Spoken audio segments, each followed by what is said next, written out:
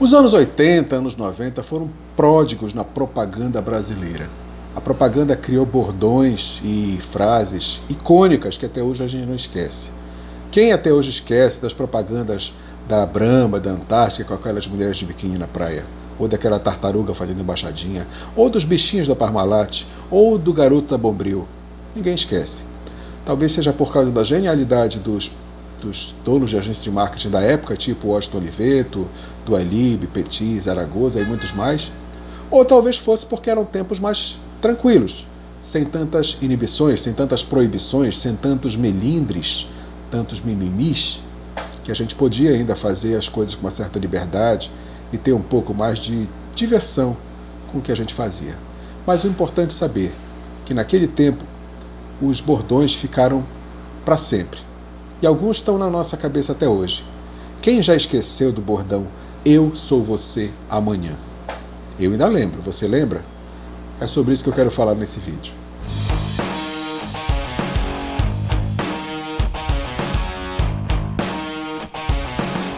Pois é, nos anos 80, houve uma marca de vodka que criou esse bordão. A agência de propaganda, na verdade, que trabalhava para eles, né? Que criou esse bordão "Eu sou você amanhã".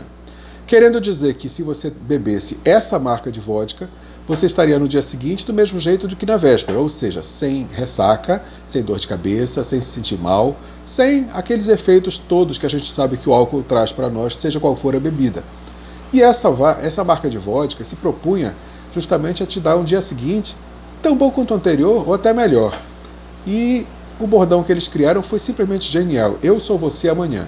Eu aqui, inteirão, tranquilão, sou você amanhã, depois de beber a vodka que eu estou te recomendando. Sim.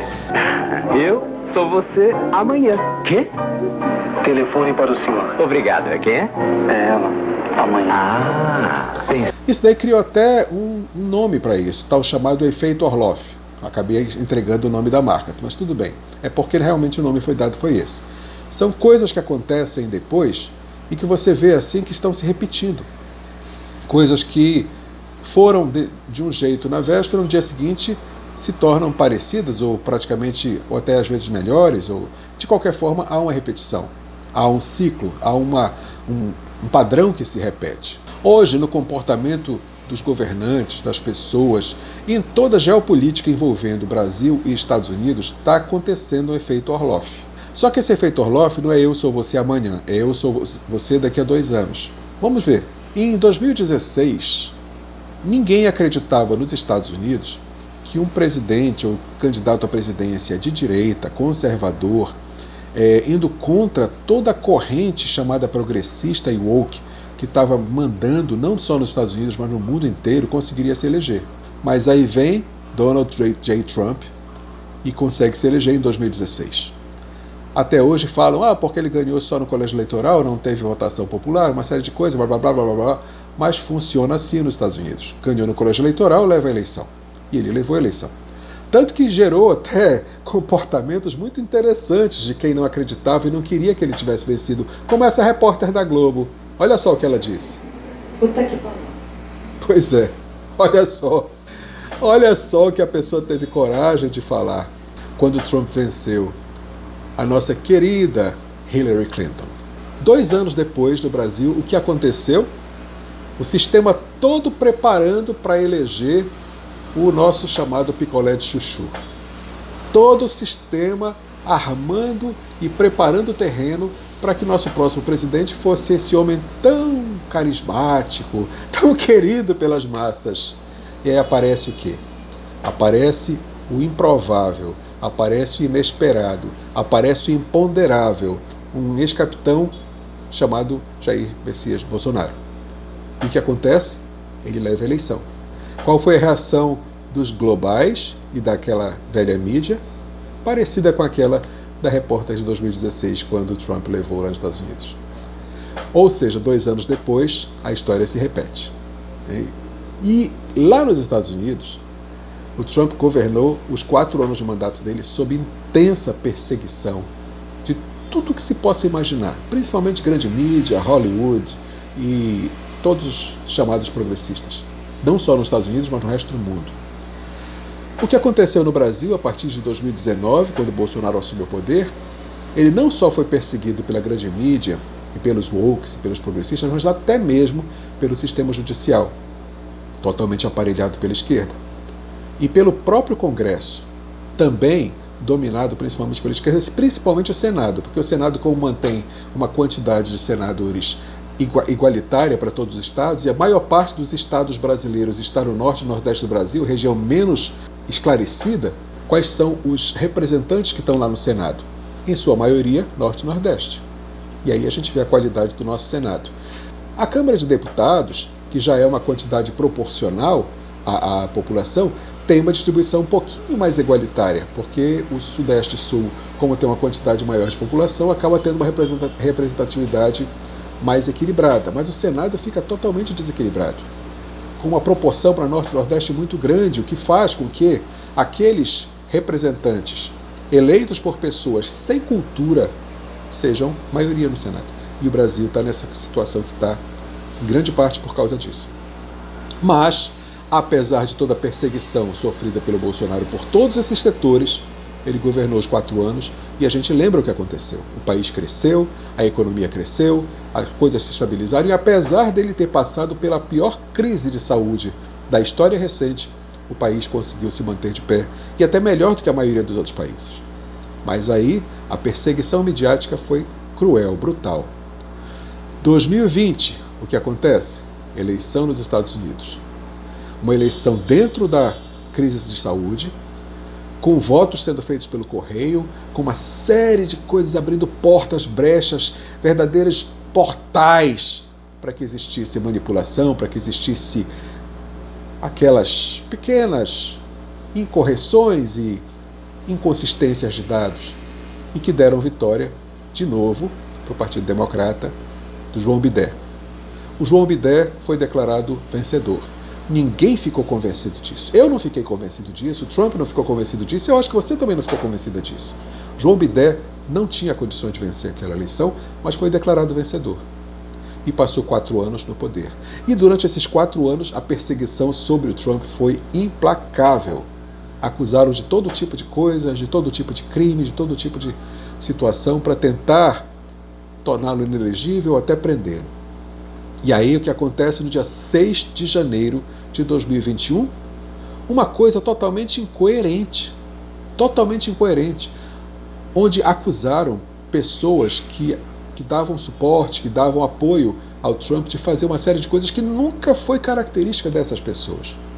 Mas aconteceu uma barbaridade no Congresso americano, lá no Capitólio, no dia 6 de janeiro de 2021. E na costa de quem colocaram a culpa disso? Na costa dos conservadores e apoiadores do Trump. Quando qualquer pessoa sã, coerente, consciente vê que não veio deles aquilo. Aquilo foi uma coisa totalmente armada, foi uma arapuca. Aquilo foi uma cilada. Como disse o nosso grande filósofo Pedro, o motorista de caminhão. É uma cilada, filho. Foi exatamente isso. Foi uma cilada. E cilada que toda a grande mídia, todos aqueles que mandam nesse mundo botaram a concordância nisso, dizendo que foi aquilo que aconteceu e foi aquilo que predominou na narrativa da grande imprensa. E aí, João Bidé assume, ele começa a fazer tudo aquilo que a gente não esperava que acontecesse no nosso mundo. A gente vinha de 4 anos sem praticamente ter guerras no mundo, graças àquele que é acusado de ser o senhor da guerra, né? O Trump, que a gente vê o quanto que é incoerente a narrativa desse povo. Mas aí o João Bidé assume e tudo começa a dar errado, tudo começa a andar para trás. Aí chegamos, depois desse acontecimento de 2020 lá, chegamos a 2022 no Brasil. O que acontece em 2022? Eleições presidenciais, novamente com Bolsonaro no páreo, soltaram um homem condenado por vários juízes todas as instâncias do Brasil. Na primeira condenação a 9 anos, depois foi ampliada para 12 anos. Ele estava preso já há mais de 1 ano, sem condições nenhuma de voltar à vida política. Soltaram essa pessoa para vir confrontar o Bolsonaro, porque sabiam que ele ainda restava um pouco de apoio popular dos tempos de sindicalista, dos tempos iniciais de carreira, e achavam que era o único que poderia confrontar Bolsonaro nas urnas e vencer. E ainda assim, Até hoje é profundamente questionável a metodologia dessas urnas e da forma como a coisa aconteceu. Até hoje eu não estou convencido que aquilo ali foi uma coisa transparente, correta. Não estou convencido disso. Você está? Acho que não. E muita gente não está. E aí o que acontece? Também em janeiro, também no ano seguinte das eleições, só que em vez de ser dia 6, no dia 8. Acontece uma coisa lá em Brasília que não faz o menor sentido, porque as pessoas estavam há quase 70 dias acampadas em porta de quartel sem fazer nada que fosse errado, sem jogar uma bituca de cigarro no chão, sem quebrar um para-brisa de carro, sem quebrar um retrovisor, sem nada que fosse errado. De repente, chega dia 8 de janeiro, acontece uma coisa horrorosa. E colocaram nas costas de quem essa culpa? Nas costas dessas velhinhas com Bíblia na mão, desses velhinhos que estavam lá querendo uma mudança no país, daquelas pessoas que estavam orando e cantando. Na costa dessas pessoas colocaram a culpa de uma coisa absurda, que nunca foi feito por elas antes, mas que já foi feito várias vezes por MST, MTST e vários outros representantes desses progressistas.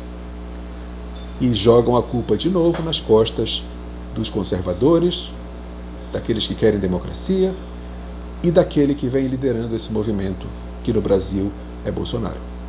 E ficam tentando prender, ficam declarando inelegível e ficam fazendo de tudo para que ele fique fora do tabuleiro. Aí chegamos a 2024. Vem a disputa eleitoral novamente nos Estados Unidos. Novamente o Trump vai para a candidatura. Dessa vez contra o presidente em exercício, Joe Biden, que nas últimas horas acaba saindo do páreo e coloca a vice dele para ser candidata. E o que acontece?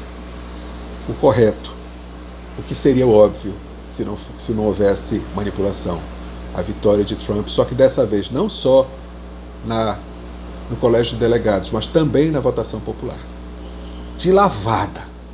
Aquela votação acachapante que ninguém pode questionar. E aí fica aquela pergunta, será que daqui a 2 anos o efeito Orloff vai acontecer no Brasil? Olha, eu espero que sim. Estou torcendo por isso. Mas para ser a cereja do bolo nessa história toda, nesses últimos 2 anos, todo mundo se questiona se o João Biden tinha condições ainda de continuar à frente do governo americano, porque ele apresentava claros sinais de demência, de incapacidade, de senilidade. Claros sinais. E hoje eu vi uma entrevista com o ex-porta-voz da Casa Branca, que trabalhou diretamente ligado ao João Biden, falando que nos últimos anos ele foi proibido de ter contato direto com o presidente. Ele só recebia as determinações dos intermediários. E quando ele pediu uma reunião diretamente com o presidente, quando deram a autorização para que ele fosse, ele não estava sozinho com o presidente. Tinha o pessoal da CIA, tinha o pessoal da mídia, tinha várias pessoas lá controlando a situação, a própria Câmara estava presente lá, não deixando praticamente o João Biden falar. E quando esse ex-porta-voz questionou o João Biden sobre um ato executivo que ele tinha tomado, ele disse: eu não fiz isso, eu não assinei isso, não estou lembrado disso. Olha só a situação, olha só como ele estava, olha se ele tinha condições de estar à frente do governo. I feel sorry for Joe Biden. I mean, he's in the twilight years of his life. He is not, obviously has not been in charge for some time. Sir, why did you pause LNG exports to Europe? Like, I don't understand, liquefied natural gas is in great demand by our allies. Why would you do that? Because you understand, we just talked about Ukraine.